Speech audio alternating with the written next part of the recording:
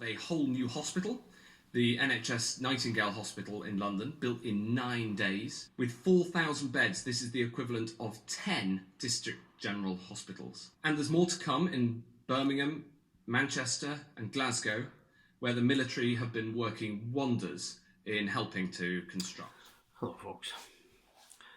Well, as you can see there, we've just had a speech by the Health Secretary, Matt Hancock, who has just described to you the construction of 4 super hospitals.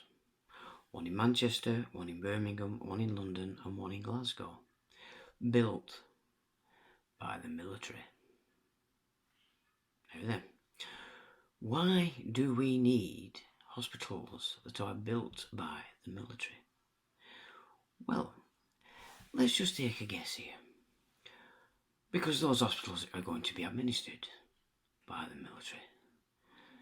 Why would you need a separate branch of hospitals when we've spent billions on huge hospitals all around the country? Yet we have more than enough capacity.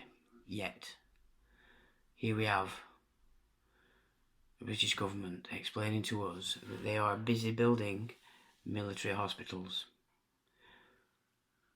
with 10 times the capacity of all the hospitals we've so far built. Now, who's funding these hospitals for the military to run? Who can then keep it very quiet as to who is in those hospitals? Nobody else needs to know. They've already set up the coronavirus scam. Anybody that dies now, it's coronavirus. And yet, we don't get names of these deaths. We don't get numbers per hospital. We don't get to see who is the man or woman signing off these deaths as coronavirus. So what I'd say to you now, Mr. Hancock, is I demand of you that you put all these figures online. Names, hospital, symptoms, conditions, old conditions, how long they've been in the hospital, what vaccinations they've had in the last 5 years, as a database that we, the public, can see to see if you are being truthful. Because so far, you're giving a lot of rhetoric and spiel, but there's no substance to any of it.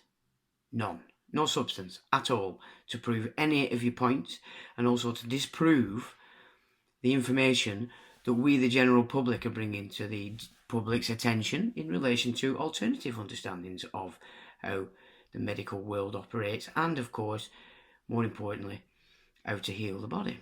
Nightingale hospitals, these are called, and I know for a fact that in Manchester it's planned to be open on the 12th of April. So, another question raised just from this is deadlines. You seem to be running around all over the show to deadlines, yet you are claiming there is a virus being let loose upon us, an invisible enemy as you call it, a war that we're all fighting.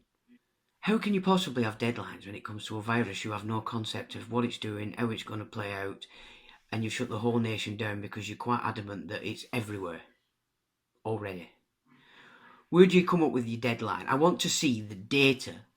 I want to see the actual data that you're using to come to these conclusions, and then shove me, or try to shove me in my home and tell me I have to be a good little animal and stay there. No, this is, in my opinion, what you've actually done as a government is made a declaration of war against the public. And what you're actually doing now is grabbing as many people via volunteers, whatever method, releasing prisoners who are coming out with mentors. You're just gathering a huge mass of people to your corporate cause. And you're doing that by offering the billions and billions of pounds, trillions if you include globally, to drag them in. So that's a declaration of war while you exist on this land, and you are very busy funding yourself a massive army in order you can insist the population stay at home, insist they no longer allow themselves the capacity to earn, to trade and to exchange. That is a trespass, Matt Hancock. And you, as a man, I'm not interested in your fictitious title. As a man, you are liable. And so is your boss. As the Prime Minister in this garbage government, he is liable as a man.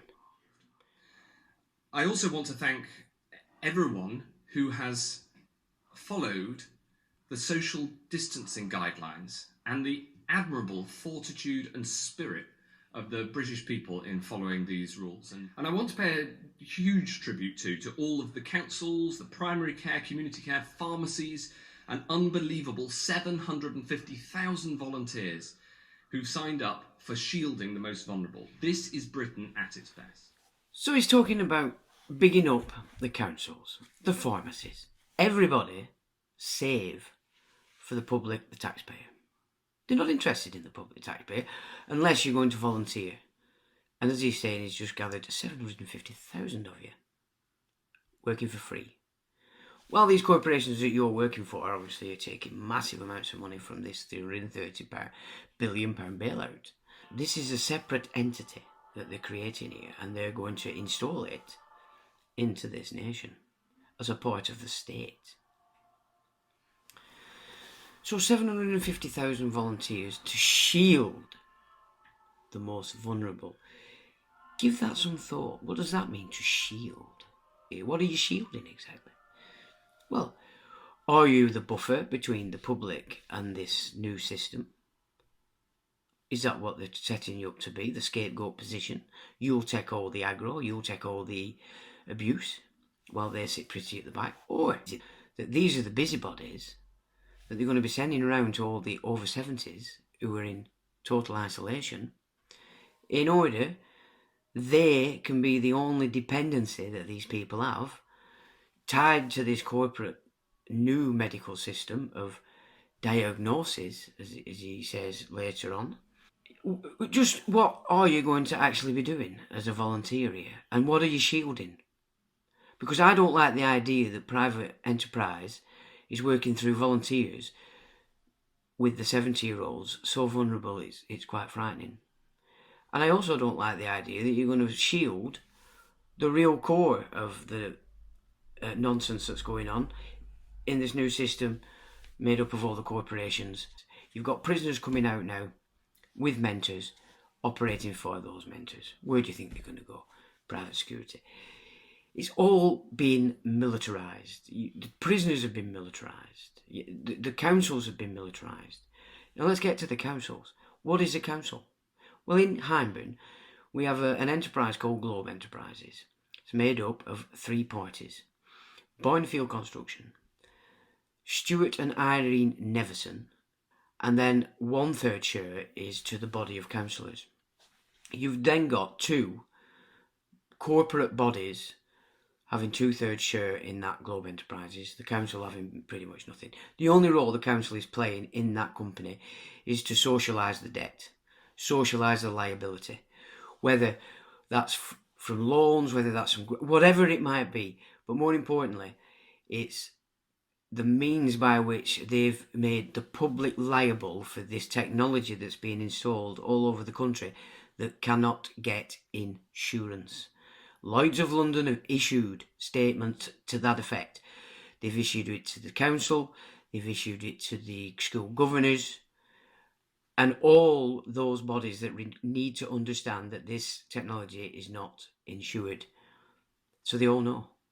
And they've given it planning permission and thus have tied the taxpayer into the position of liability, because if things go bad, who are they going to blame? Not the companies that have put them in, the council, because they give planning permission on your behalf. But they didn't give it to you on your behalf, did they?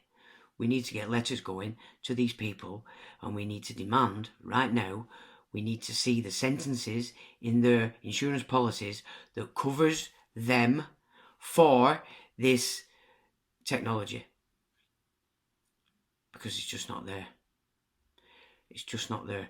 And the people as individuals, you see, if you keep suing the council or you sue members as a position in the council, you're actually suing the taxpayer. We cannot do that if we intend to get anywhere with this. You have to hit the man or woman holding the position of responsibility for looking out for the public's health, well-being, safety. Because they're certainly not. No level in any council is operating according to that format. Yet, because they're actually in that position as a man or a woman, the legal system knows well that they are actually liable. What they try and do is make sure everybody goes FOI. They've got a format for every way you make a complaint in this system so that they can kill it. You go with law, make a claim, hold them liable. Right now, they are liable. And they are liable in law.